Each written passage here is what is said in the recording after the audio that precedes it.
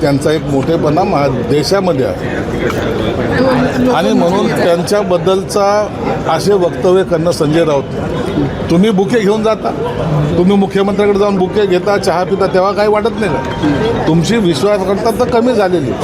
आणि सर्वात महत्त्वाचं 19मध्ये त्या शरद पवार साहेबांचं बोर्ड धरूनच मुख्यमंत्री झाले ना तुम्ही. कशासाठी तुम्हाला मुख्यमंत्री केलं कोणी? त्या शरद पवार साहेबांनी. सिल्वर ओकला जात कोण होतं? तुम्ही. त्या टायमाला ते विश्वासाची वाटली आणि आता दुसरं भेटणं म्हणजे विश्वासार्हता कमी होणं. या लोकांना आता यांचा बॅलन्स गेलेला आहे, ज्यांना काय बोलावं हे कळत नाही. म्हणून शरद पवार साहेबांच्यावर अविश्वास दाखवून आता त्यांच्यापासून सुद्धा हे विभक्त होण्याच्या मनस्थितीत आहे. परंतु कालच्या भेटीनंतर काही नवीन राजकीय समीकरणं उदयाला येतील असं वाटतं का तुम्हाला? हो, समीकरण असे भेटीमध्ये घडत नसतात ना.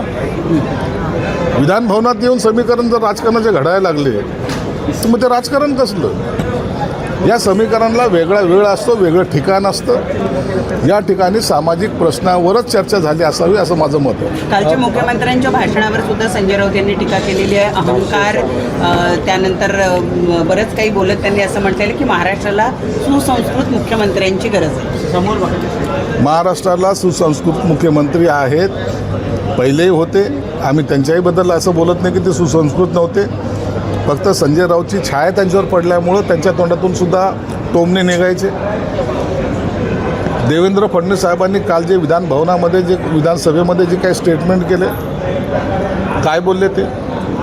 तुम्ही मला शिवाय द्या पण महाराष्ट्राला बदनाम करू नका. ही सुसंस्कृतपणाचं लक्षण आहे.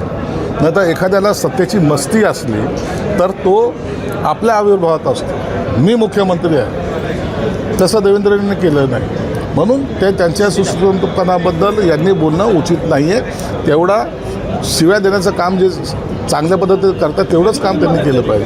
समृद्धी महामार्गावरती देशी दारू विकली जाते तशा पद्धतीचे व्हिडिओ समोर आलेले आहेत. पेट्रोल पंपाच्या ठिकाणी ही अशी पद्धतीनं दारू विकली जाते. नाही, असं काही असेल तर निश्चित त्याच्यावर कारवाई केली पाहिजे आणि तातडीने त्या दारू विकणाऱ्याला अरेस्ट केले पाहिजे. आणि पेट्रोल पंपाच्या मालकाची सुद्धा ही जबाबदारी की तिथं काय असलं पाहिजे नसलं पाहिजे, म्हणून त्याच्यावर सुद्धा कारवाई झाली. डान्स बार संदर्भामध्ये नवीन आता सुधारणा कायद्यामध्ये करून विधेयक जे आहे सादर केलेलं आहे. खऱ्या अर्थानं असं असताना देखील उपनगर असेल किंवा नवी मुंबईमध्ये अजूनही डान्स बार सुरू आहेत. हे बघा, कायदे हे आपण दर दिवशी कडक कायदे आणत चाललेलो आहे. पहिल्यासारखी परिस्थिती आता राहिलेली नाही. एक जबर त्यांच्यावर बसवण्याचा प्रयत्न सरकार करतं आहे. अनेक लोकांचे कुटुंब उद्ध्वस्त झालेत, त्याची सरकारला जाणीव आहे. म्हणून यापुढे आणखीन कठोर कारवाई कशी करता येईल याकडे सरकारचं लक्ष आहे.